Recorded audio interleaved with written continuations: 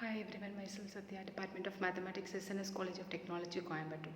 In today's class, we are going to have the topic applications of eigenvalues and eigenvectors, and we'll have a case study under this topic. Okay, so that is forensic math. That is the topic today we are going to see now. So before I enter the topic, how math which plays a role in forensic science. That is the first thing we should know, right? So what math is involved in forensic science? So forensic science, which is any branch of science used to analyze the crime scene, which is the evidence for a court of law. All the sciences used the math concepts and the equations, and forensic scientists are well educated in mathematical concept. They used to analyze the evidence from the crime scenes. So we are going to have a crime scene here. Then how math which plays the role. That is the thing we are going to see. Okay. So now we can imagine the fighting crime. Okay. So which is it perhaps not the first thing that springs to mind when you think of maths. Someone in the street, okay, we are going to ask that person, okay, what is the idea you're having about maths? Okay, what are the answers we will get? Yes, math is scary, math is boring, math is exact, math is irrelevant. Something we are getting the answers, right? So the next thing is this is the Randon's formula. So based on this concept only, we are having or we are going to solve the crime scene. Okay, this is the formula we are using in that. Okay, the next thing is so what is the integral, which is to to solve the crime, which includes how what are the things which is dealing with fingerprints, accident, number plate, reconstruction, and tracking down the poison. Okay, those things.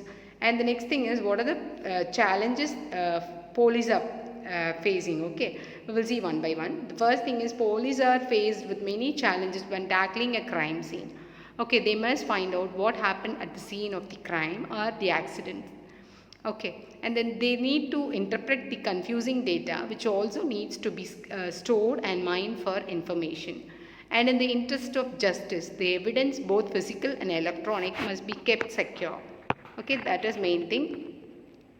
These are the challenges for police facing. Okay, and the next thing is how mathematics which help with all of these. Okay, that is we are going to see now.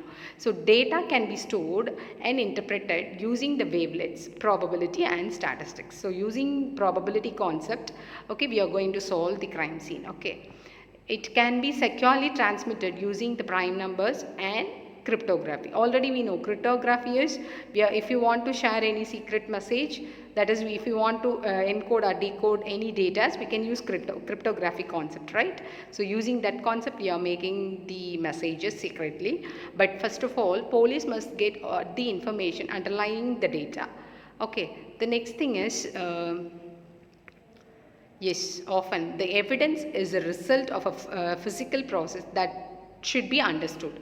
Okay, like a speeding car causing skid marks. Okay, and so find out the exact cause of this evidence, the speed of the car, the math that describes the physics needs to run backwards.